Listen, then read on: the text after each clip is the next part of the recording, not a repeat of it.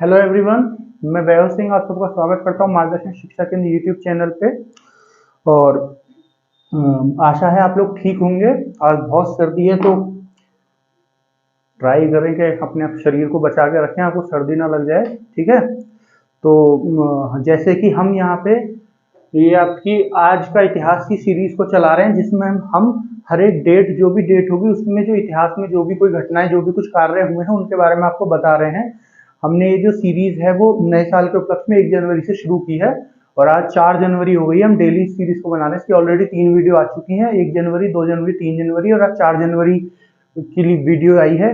और ये लगातार हर तारीख को पूरे साल ये वीडियो अभी चलेगी, ये सीरीज चलती रहेगी। अभी जैसे जैसे डेट आएंगे ऐसे ऐसे चलती रहेगी और हर डेट की जो हिस्ट्री है हम उसको आपको बताएंगे, ताकि आपको हर डेट की हिस्ट्री के बारे में पता हो कि इस डेट को पहले क्या हुआ था। ठीक है, आपके एग्जाम में कुछ पूछा जाता है उसके लिए भी आपको फायदा हो, और नॉर्मल कन्वर्सेशन आप किसी के साथ कर रहे हो, बातचीत कर रहे हो, उसमें भी आपको पता होना चाहिए कि आज के दिन हिस्ट्री में क्या क्या हुआ है। ठीक है, क्योंकि हिस्ट्री जाननी बहुत जरूरी है। ठीक है, तो चलिए शुरू करते हैं। आज की तारीख है 4 जनवरी।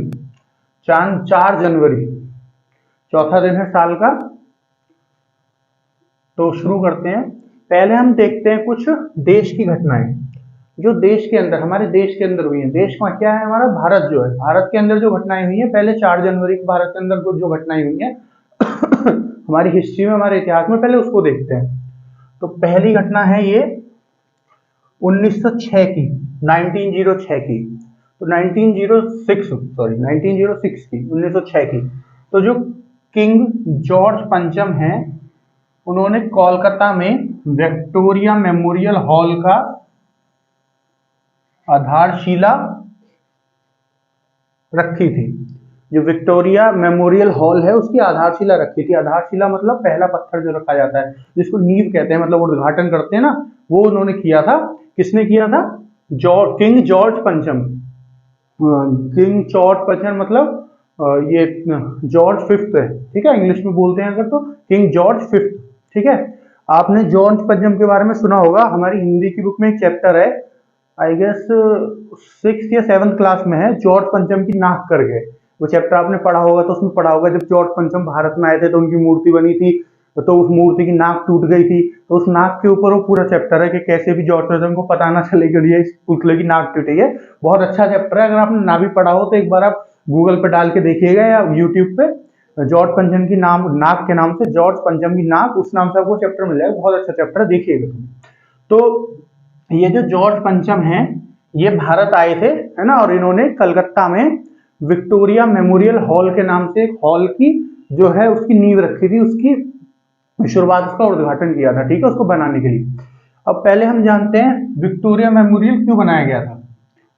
जो क्वीन विक्टोरिया थी ना, क्वीन विक्टोरिया, उनकी याद में, उनके मरने के बाद इस मेमोरियल को बनाया गया था।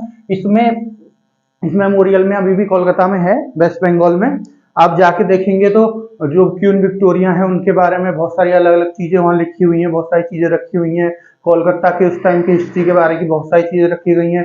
जो तुम्हारा आपका ब्रिटिश एम्पायर था, जो अंग्रेजों का एम्पायर था, जो ईस्ट इंडिया कंपनी थी, इन सब के बारे में भी वहाँ अलग अलग सेक्शन बने हुए हैं, अलग अलग चीजें रखी हुई हैं, गार्डन बने हुए हैं, उस समय के सब तरह के पौधे और ये सब उसमें है। ठीक है, तो जो क्वीन विक्टोरिया थी, इनकी याद में, उनके मरने के बाद इसको बनाया गया था। ठीक है, क्वीन विक्टोरिया ने इंडिया पे कब से कब तक राज किया था, मतलब वो इंडिया की क्वीन, इंडिया की एम्परर कब तक थी, एम्प्रेस कब तक थी। ठीक है, क्योंकि ये थी तो, जो क्वीन थी वो तो यूके की थी। ठीक है, बट यूके का हमारे ऊपर, हम यूके के नीचे आते, मतलब यूके हमारे ऊपर राज करता था, तो जो वहां की क्वीन थी वो हमारी भी क्वीन थी उस टाइम पे, अब तो नहीं है। तो इन्होंने 1876 से 1901 तक इंडिया पर राज किया था। ठीक है, मतलब ये क्वीन थी यूके की, इंडिया की भी, 1876 से 1901 तक। ठीक है, अब हम अगर बात करते हैं किंग जॉर्ज पंचम की। जो जॉर्ज पंचम है, उस टाइम पे जब एक क्वीन विक्टोरिया का देहांत हो गया था, ये मर गई थी, उनके बाद जो किंग बने थे वो बने थे किंग जॉर्ज फिफ्थ। ठीक है, उसके बाद किंग जॉर्ज फिफ्थ जो है वो किंग बन गए थे उसके, इंडिया के। ठीक है, और ये कब से कब तक किंग थे? 1901 से लेके 1936 तक। ये इतने पीरियड के लिए इतने टाइम पीरियड के लिए, इतने समय के लिए इंडिया के किंग मतलब यूके के किंग रहे थे। इससे पहले क्या थे, ये वेल्स के किंग हुआ करते थे, इससे पहले वेल्स के किंग, ठीक है, यूके में वेल्स पड़ता है, उसके किंग हुआ करते थे। फिर ये यूके मतलब जो यूके में, यूके जो है ना आपका, यूके यूनाइटेड किंगडम, ये 4 देशों में बटा हुआ है, स्कॉटलैंड, वेल्स और आपका इंग्लैंड और है आपका नॉर्दर्न आयरलैंड, ठीक है। मैं आपको यहाँ पे मैप बना के बता देता हूँ, ये यूके का मैप है, ठीक है। ये नीचे यहाँ पे यूरोप है, ठीक है, ये यूरोप है, यहाँ बीच में जो है एक वाटर बॉडी है, यहाँ पे एक समुद्र है जिसका नाम है समुद्र है जिसका नाम है इंग्लिश चैनल, और ये ऊपर यूके है। तो अगर हम इसको बताएं, ये जो ऊपर वाला हिस्सा है ये आपका स्कॉटलैंड है, और ये वाला जो हिस्सा है ये आपका इंग्लैंड है, ठीक है, और ये वाला जो हिस्सा है ये आपका वेल्स है। इधर वाला जो हिस्सा है, ऊपर जो नॉर्थ वाला हिस्सा है वो आपका स्कॉटलैंड है, जो ये ईस्ट वाला हिस्सा है वो आपका इंग्लैंड है, और ये वेस्ट वाला हिस्सा आपका वेल्स है, ठीक है। और जो नॉर्दर्न आइलैंड है, ये वाला जो आइलैंड है, इसमें ऊपर का हिस्सा जो है ये नॉर्दर्न आयरलैंड है, ठीक है। ये नीचे वाला आयरलैंड है खाली, ठीक है, लेकिन ये यूके के अंदर नहीं आता, खाली नॉर्दर्न आयरलैंड जो है वो यूके के अंदर आता है, ठीक है। तो ये पहले, और इन सबको जब मिला देते हैं सारे को, तो आपका यूके बन जाता है। इसको छोड़ के ये वाला जो हिस्सा है आयरलैंड वाला, इसको हटा दो, बाकी जो इन चारों को मिला के यूके बन जाता है। तो पहले जो थे किंग जॉर्ज पंचम जो थे वो खाली वेल्स के राजा हुआ करते थे, लेकिन क्वीन विक्टोरिया के मरने के बाद वो पूरे इन चारों देशों के मतलब यूके के राजा बन गए थे, ठीक है। और क्वीन विक्टोरिया यूके की क्वीन थी, ठीक है ना, ठीक है। तो अब अगला देखते हैं आज के इतिहास में क्या हुआ था, आज के दिन क्या हुआ था इतिहास में। नेक्स्ट पॉइंट है आपका 1966, ठीक है। इसमें क्या हुआ था, भारत के प्रधानमंत्री जो थे उस समय के, लाल बहादुर शास्त्री जी, और पाकिस्तान के जो राष्ट्रपति थे जनरल अयूब खान, इनके बीच ताशकंद में भारत पाक वार्ता हुई थी। वार्ता मतलब मिलते हैं, बातचीत करते हैं एक दूसरे के साथ, ठीक है। तो 4 जनवरी 1966 को भारत के प्रधानमंत्री आपके लाल बहादुर शास्त्री जी और पाकिस्तान के जो राष्ट्रपति थे जनरल अयूब खान, इनके बीच में ताशकंद में एक वार्ता हुई थी, मतलब एक मीटिंग हुई थी बातचीत करने के लिए, ठीक है। ये मीटिंग क्यों हुई थी, ठीक है, 66 में ये मीटिंग क्यों हुई थी, क्योंकि 1965 में 1965 में इंडिया और पाकिस्तान की लड़ाई हुई थी, वॉर हुई थी, इंडिया और पाकिस्तान का युद्ध हुआ था, ठीक है। तो उस युद्ध के बाद इन लोगों ने मीटिंग की थी शांति स्थापित करने के लिए, ठीक है। इसको हम, जो ये मीटिंग हुई थी इसके बाद जो लास्ट में पूरा एग्रीमेंट निकल के आया था, उसको हम ताशकंद, आपका ताशकंद समझौते के नाम से भी जानते हैं।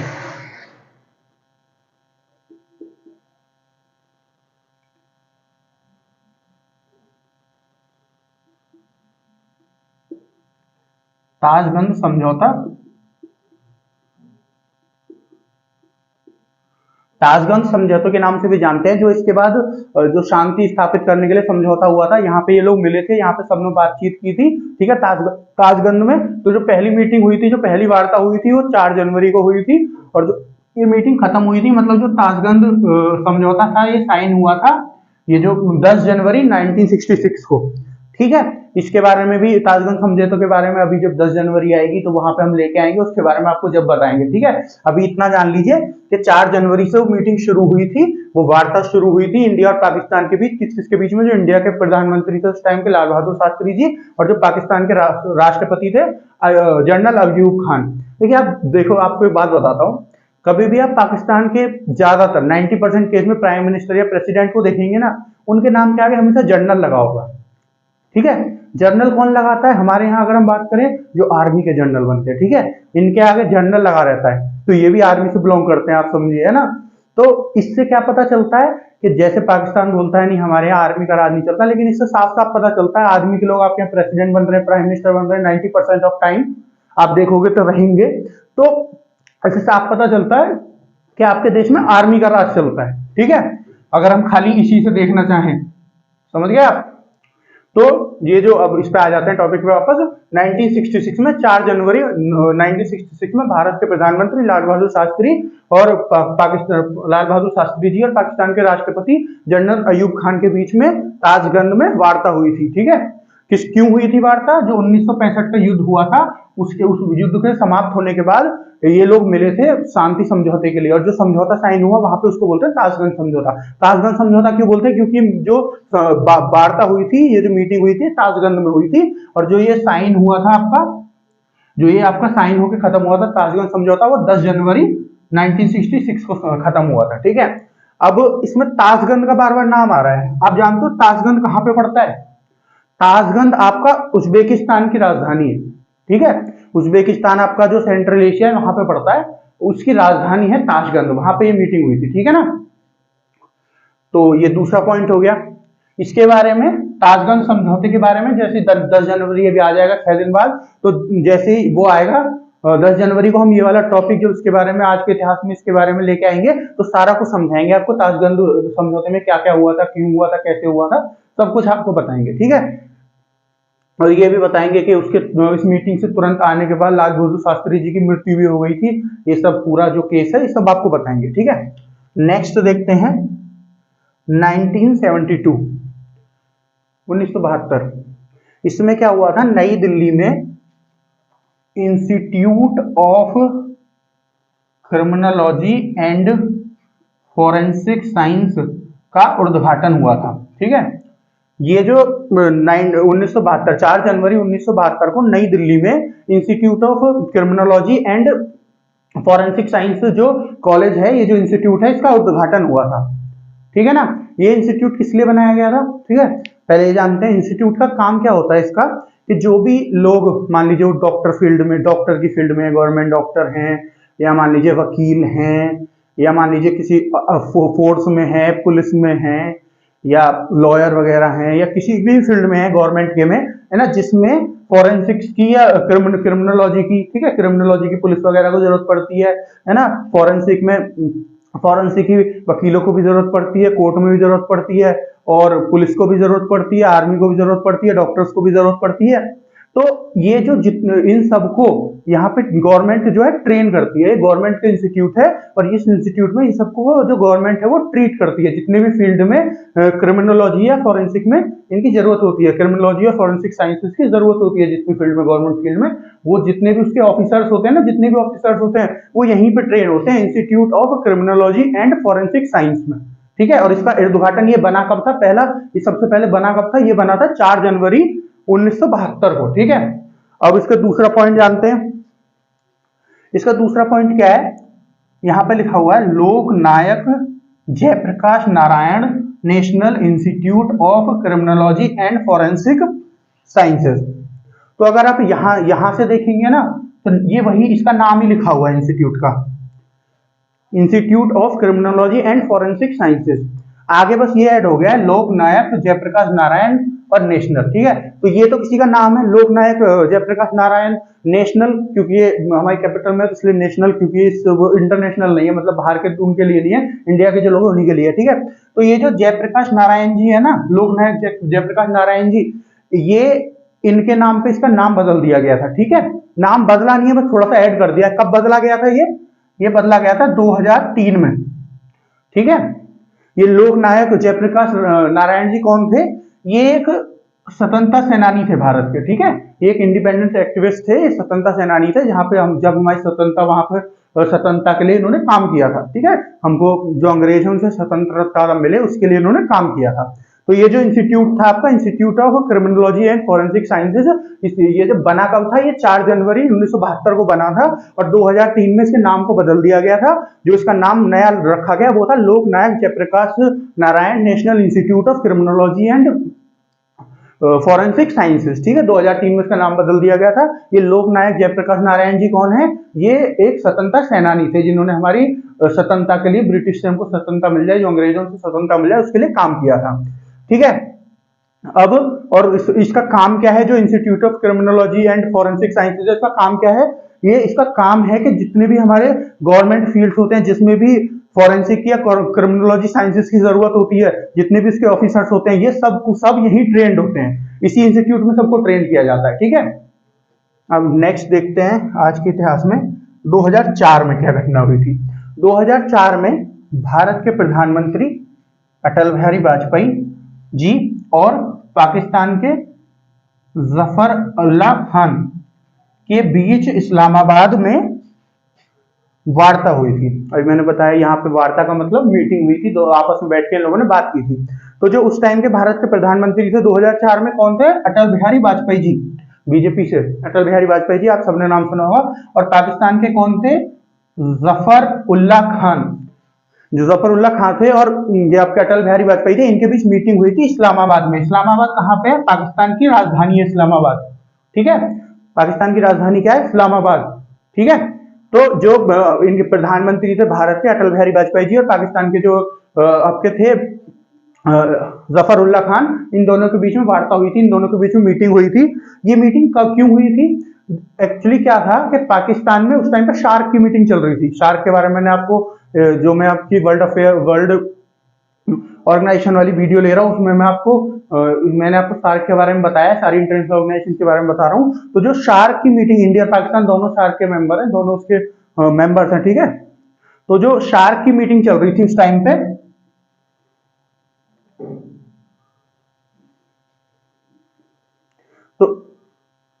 तो शार्क की मीटिंग उस टाइम पे चल रही थी। तो शार्क की मीटिंग के लिए जितने भी शार्क मेंबर थे इस टाइम पे 2004 में, वो सब मिले थे ये इस्लामाबाद में आके। तो वहीं पे अटल बिहारी वाजपेयी जी और जो पाकिस्तान के ये हैं अयूब खान नहीं, उल्लाह खान जो है, जफर उल्लाह खान, इन लोगों ने मीटिंग की थी। ठीक है, वहीं साइड में, मतलब उसकी मीटिंग शार्क की अलग चल रही थी और इन लोगों ने भी अपनी पर्सनल एक मीटिंग कर ली थी। ठीक है, ये मीटिंग क्यों करी थी इन दोनों ने इंडिविजुअली?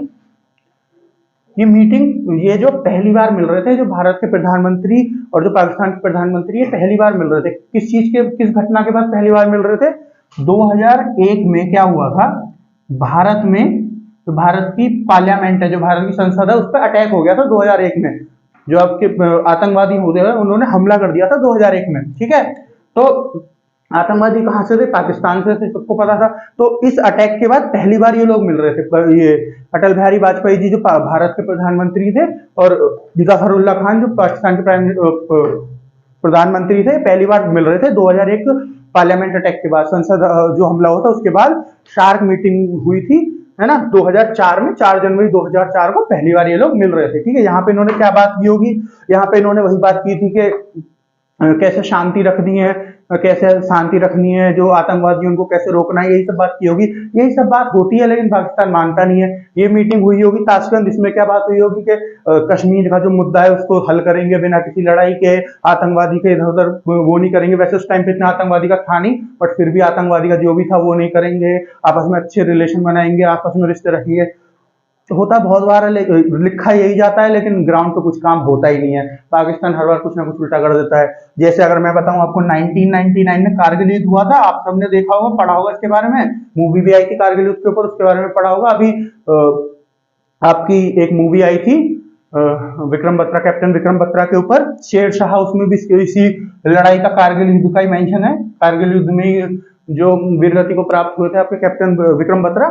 ठीक है, तो इससे पहले क्या हुआ था? इससे पहले शांति भारत और पाकिस्तान के बीच में रहे। हमारे जो प्राइम मिनिस्टर थे, जो प्रधानमंत्री थे उस टाइम के, अटल बिहारी वाजपेयी जी, वो अटारी बॉर्डर के थ्रू बस यात्रा करते हुए पाकिस्तान गए थे। ठीक है, लाहौर में। ठीक, तो ये बताने के लिए कि हम बड़े आराम से रह सकते हैं, हम नॉर्मल अपने देश में एक दूसरे के देश में आ जा सकते हैं, ये सब करने के लिए ये तो वहां पे गए थे शांति स्थापित करने के लिए। पीछे पीछे उधर से पाकिस्तानी आर्मी ने हमारे कारगिल पे युद्ध छेड़ दिया। ठीक है, तो पाकिस्तान अपनी हरकतों से बाज नहीं आता, ना तो आतंकवादियों को कम करता है ना कुछ करता है। ये मीटिंग इंडिया हर बार, भारत हर बार कोशिश करता है शांति हो जाए, ये लोग भी बोलते हैं शांति करेंगे, लेकिन करते नहीं है ये लोग। ठीक है, तो बस यही है। मैं आपको जब बताऊंगा ताशकंद समझौते के बारे में, जब आपको सारा कुछ बताऊंगा उसमें, तो यहाँ पे भी ये लोग जब मिले थे 2004 में, ठीक है, तो यहाँ पे भी यही सब बातें हुई थी कि जी शांति रखेंगे, आतंकवादी को कम से कम करेंगे, ठीक है, और आपस में कश्मीर के मुद्दे को सॉल्व करेंगे, यही सब बातें हुई थी। ठीक है, ये हो गया आपके, ये देश की जो 4 न्यूज है वो हो गई। क्या क्या न्यूज बताई मैंने आपको? 1906 में जो किंग जॉर्ज पंचम थे वो कोलकाता आए थे, क्योंकि जो विक्टोरिया मेमोरियल हॉल था उसका जो उसकी नींव रखने के लिए आए थे। दूसरी न्यूज क्या बताई? 1966 में 4 जनवरी 1966 में भारत के उस टाइम के प्रधानमंत्री जवाहर लाल बहादुर शास्त्री जी और पाकिस्तान के राष्ट्रपति जनरल अयूब खान ने मीटिंग की थी ताशकंद में, ठीक है। क्योंकि थी मीटिंग के जो 1965 की वॉर खत्म हुई थी 1965 में, उसके बाद शांति स्थापित करने के लिए इन लोगों ने ये मीटिंग की थी, और वहां पे ताशकंद समझौता साइन हुआ था जो 10 जनवरी 1966 को साइन हुआ था, ठीक है। और ताशकंद जो है वो उज्बेकिस्तान की राजधानी है, वहां जहाँ पे मीटिंग हुई थी। फिर 1972 4 जनवरी 1972 को दिल्ली में इंस्टीट्यूट ऑफ क्रिमिनोलॉजी और एंड फॉरेंसिक साइंसेज जो है इसका उद्घाटन हुआ था। ये किस लिए यूज होता है कि जो क्रिमिनोलॉजी और फॉरेंसिक साइंसेज की जो भी पोस्ट हैं, जो भी ऑफिसर्स हैं इनके किसी भी फील्ड में गवर्नमेंट के, वो सब यहीं पे ट्रेन होते हैं, ठीक है। अगला क्या है? 2004 में भारत के प्रधानमंत्री अटल बिहारी वाजपेयी और पाकिस्तान के प्रधानमंत्री जफरुल्लाह खान जो है ये इस्लामाबाद में मिले थे। शार्क की मीटिंग चल रही थी तो वहीं पे दोनों आपस में मिले थे। ये पहली बार मिले थे जो 2001 का पार्लियामेंट अटैक हुआ था उसके बाद, ठीक है। ये है। अब हम विदेश की कुछ घटनाओं के बारे में जानते हैं कि जो घटना है वो इतिहास में विदेश को 4 जनवरी को विदेश में क्या क्या घटनाएं हुई होंगी जो हमारे लिए इंपॉर्टेंट है जानना। तो पहले जानते हैं हम 1643 की घटना के बारे में। 4 जनवरी 1643, ठीक है। तो जो मशहूर भौतिक वैज्ञानिक हैं एक, जिनका नाम है सर आइजैक न्यूटन है इनका नाम। इनका जन्म हुआ था 4 जनवरी 1943 को, 4 जनवरी 1643 4 जनवरी 1643 को ये जो भौतिक साइंटिस्ट हैं आइजैक न्यूटन, इनका जन्म हुआ था। आइजैक न्यूटन को आप किस किस वजह से जानते होंगे? आपने आइजैक न्यूटन के बारे में पढ़ा होगा। इन्होंने गुरुत्वाकर्षण जो फोर्स है उसका वो किया था, उसको खोजा था, उसको वो नहीं किया था, उसको बनाया नहीं था, उसको खोजा था, ठीक है। क्यों कहते हैं खोजा था? बनाया और खोजने में क्या फर्क है? देखो, जो गुरुत्वाकर्षण फोर्स है वो तो हमेशा से ही है हमारी धरती में, ठीक है। बस उसके बारे में पता उन्होंने लगाया था कि जी ऐसी भी कोई फोर्स है जो अपनी तरफ चीजों को खींचती है, ठीक है। उन्होंने बनाई थोड़ी थी गुरुत्वाकर्षण फोर्स, उन्होंने खाली खोजी, ठीक है, ऐसी कोई फोर्स होती है, ठीक है, और उसका नाम ये है, ठीक है। ठीक है। और उन्होंने कोई चीज अगर बनाई होती तो कहते उन्होंने ये चीज बनाई थी इस टाइम पे, लेकिन उन्होंने बनाई नहीं थी। गुरुत्वाकर्षण फोर्स जो है उसको खोजा था। और इन्होंने क्या किया था? इन्होंने जो 3 मोशन के लॉ हैं, आपने 3 लॉ सुने होंगे मोशन के, first law, second law, third law, वो भी इन्होंने दिए थे 3 जो मोशन के लॉ हैं। और जो मैथ का जो कैलकुलस नाम से जो हिस्सा आता है वो इन्होंने बनाया था, ठीक है। उसका जो इन्वेंशन किया था वो इन्होंने किया था, ठीक है। तो ये अपने जो साइंस है आपका और मैथ है, फिजिक्स है, उसमें बहुत बड़े बड़े जो इन्होंने आविष्कार किए हैं, खोजे किए हैं, उनके लिए जाने जाते हैं, ठीक है। नेक्स्ट आपका देखते हैं 4 जनवरी 1809 1809 4 जनवरी 1809 को नेत्रहीनों के लिए ब्रेल लिपि का आविष्कार करने वाले लुई ब्रायल का जन्म। तो लुई ब्रायल है ना, ये इनका जन्म हुआ था 4 जनवरी 1809 को। 4 जनवरी 1809 को लुई ब्रायल का जन्म हुआ था इनका। इन्होंने क्या किया था, किस लिए इनको जाना जाता है, किस लिए फेमस है? इन्होंने नेत्रहीन लोगों के लिए, जो अंधे लोग होते हैं, जो देख नहीं सकते लोग, उनके लिए एक लिपि का आविष्कार किया था। उस लिपि का नाम क्या है? ब्रेल लिपि। इन्हीं के नाम पे रखी गई है, इनका नाम है लुई ब्रेल। तो ये ब्रेल नाम से ब्रेल लिपि लिखी गई है, ठीक है। इन्होंने इसका आविष्कार कब किया? आविष्कार किया 1821 में। तो अगर आप देखोगे तो 14-15 साल की उम्र में इन्होंने इसका आविष्कार किया था। ये जो लुई ब्रेल थे खुद अंधे थे, इनका एक एक्सीडेंट हो गया था जब ये छोटे थे, तो उनके बाद उनकी आंखों की रोशनी चली गई थी। तो सब परेशानी से झेलते हुए इन्होंने उसके बाद जो ये आसानी से पढ़ सके और आगे प्रोग्रेस कर सके, अपने जीवन में सफल हो सके, इसलिए इस लिपि का आविष्कार किया था। आविष्कार कब तक किया था इन्होंने? 1921 तक किया था, ठीक है। 14 साल की उम्र में किया था, 14 या 15 साल की उम्र में, ठीक है। अब ये लिपि कैसे मदद करती है अंधे लोगों को, जो देख नहीं सकते लोग, उनको पढ़ने में? तो इसमें क्या होता है, कुछ डॉट्स होती हैं, ठीक है, पॉइंट्स होते हैं, डॉट्स होते हैं, वो पेपर पे उभरी हुई रहती हैं, ठीक है। तो उनको ऐसे छू के, ठीक है, उनको छू के पता लगाया जाता है। हर डॉट जिस तरीके से बनी हुई है, जैसे मान लीजिए ऐसी नहीं होती जैसे मैं बता रहा हूँ, मुझे नहीं आती है ये ब्रेल लिपि, बस मैं आपको बता रहा हूँ। जैसे मान लीजिए ऐसे ये डॉट लिखी हुई है, ठीक है, इसका मतलब इसका मतलब ए हो गया, ठीक है। तो ऐसे उभरी हुई होगी, इसके ऊपर ऐसे हाथ फैलाएंगे, है ना, और ऐसे चार डॉट ऐसे लाइन में लग गई, तो इसका मतलब ए हो गया उनके लिए, ठीक है ना। तो ऐसे होता है ये, ठीक है। ऐसे ये लोग पढ़ना और लिखना सीखते हैं। ये बस मैं खाली एग्जांपल दे रहा हूँ, ऐसी होती नहीं है, मुझे आती नहीं है वो, बस मैंने एक एग्जांपल आपको दिया, ठीक है। ऐसी नहीं होती है ब्रेल लिपि, मतलब होती ऐसी है कि डॉट्स उसमें उभरी हुई होती है, उनको टच करके और ये पढ़ते हैं और लिखते हैं, लेकिन ऐसा नहीं होता कि इसका मतलब ए है, ठीक है। तो इस लिपि का आविष्कार इन्होंने किया था, ठीक है। इसमें डॉट उभरी हुई होती है और उनको छू के जो नेत्रहीन लोग होते हैं, जो लोग देख नहीं सकते, वो पढ़ते हैं और लिखते भी हैं उन्हीं को देख के, ठीक है, उन्हीं पे हाथ फिरा के। अब मैं आपको एक एग्जांपल देता हूं, आपने कहां देखी होगी ये ब्रेल लिपि लिखी हुई इंडिया में। आपने जो एटीएम मशीन्स होती हैं, एटीएम मशीन में हम एटीएम लगाते हैं, उसके बाद बटन होते हैं ना जिनसे 1 2 3 प्रेस करना, पासवर्ड जो हमारा पासवर्ड होता है प्रेस करना रहता है, जो पिन होता है। आप अभी कभी जाओ ना, इसके बाद कभी एटीएम से पैसे निकालने जाओ, तो आपको ध्यान से देखना, जो वो होते हैं आपके जो 1 2 3 नंबर लिखे होते हैं ना, उनके ऊपर आपको छोटी छोटी डॉट दिखेंगी उभरी हुई, ठीक है। हर एक नंबर के हिसाब से डॉट दिखेंगी उस पर। वो इसी पर्पज के लिए, वो इसीलिए लगाए वहां पे बनाई गई है। क्यों बनाई गई है? क्योंकि जो अंधे लोग हैं वो भी पैसे निकाल सके, इस जिनको ब्रेल लिपि आती होगी वो इस पे हाथ फिरा के देख सके कौन सा 4 है कौन सा 5 है, और ये सब देख के पैसे जितने डालने उतने डाल दें, कितने पैसे हमको निकालने हैं, और पिन जो है वो डाल दें सब, ठीक है ना।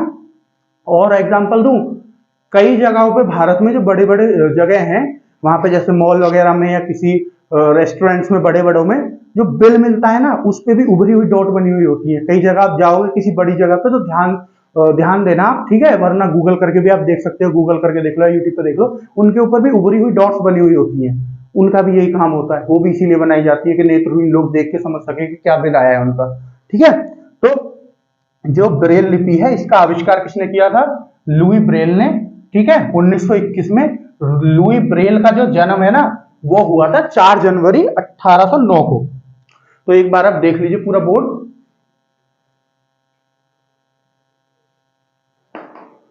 और आप इसका स्क्रीनशॉट भी ले सकते हैं। आप उतारना चाहें कॉपी पे अपनी पे तो उतार भी सकते हैं, दोनों ही इजी है, जो आपको सही लगे। अगर आप स्क्रीनशॉट रख के फोन में बाद में पढ़ना चाहें वैसे रख लीजिए, वरना कॉपी में लिख के करेंगे तो वो और भी अच्छा है। स्क्रीनशॉट हो भी जाता है क्योंकि मेमोरी फुल हुई तो आपने डिलीट कर दिया बिना देखे जैसे। तो आशा है आपने देख लिया होगा, आपने पूरी वीडियो समझ ली होगी, आपने पूरे बोर्ड को देख लिया होगा, जो भी इस पे लिखा हुआ है आपको सब समझ में आया होगा। अगर कुछ रह गया है ऐसी घटना जो 4 जनवरी को हुई थी, तो आप उसके बारे में मुझे कमेंट सेक्शन में कमेंट करके बता सकते हैं। मैं आपको उसके बारे में पढ़ के, उसके बारे में देख के मैं आपको उसको समझा दूंगा, अगर आपकी वो समझ में नहीं आता है। और इनमें से अगर कोई घटना आपकी समझ में नहीं आई है, ये जो यहाँ पे 6 घटना लिखी हुई है, तो आप उनसे भी मुझसे उनके बारे में भी कमेंट करके पूछ सकते हैं। ये महत्वपूर्ण घटनाएं, सारी घटना नहीं है, महत्वपूर्ण घटनाएं जो 4 जनवरी को हुई थी, ठीक है। तो जो पेपर में पूछी जाएंगी, ठीक है, और ये आप पेपर में पूछी जाएंगी वहां भी इनका जवाब दे सकते हो, क्योंकि ये भी बहुत इंटरेस्टिंग है कि पेपर में जो इस इतिहास में इस तारीख को क्या हुआ था, ऐसा कुछ प्रश्न आएगा, प्रश्न तो कुछ भी आ सकता है, ठीक है, वो भी इतिहास का ही हिस्सा हुआ, इतिहास आपका सब्जेक्ट है इसमें, तो आप उसका भी जवाब दे सकते हो। और दूसरा, आप किसी कन्वर्सेशन में किसी दोस्त के साथ या किसी और के साथ, किसी बड़े के साथ बैठे हो, तो आप उसको भी बता सकते हो कि इस तारीख को जी ये हुआ था, ठीक है, आपको पता होना चाहिए ये सब, ठीक है। तो आज के लिए दोस्तों इतना ही। हमारे चैनल को सब्सक्राइब करिए, हमारी वीडियोस को लाइक करिए।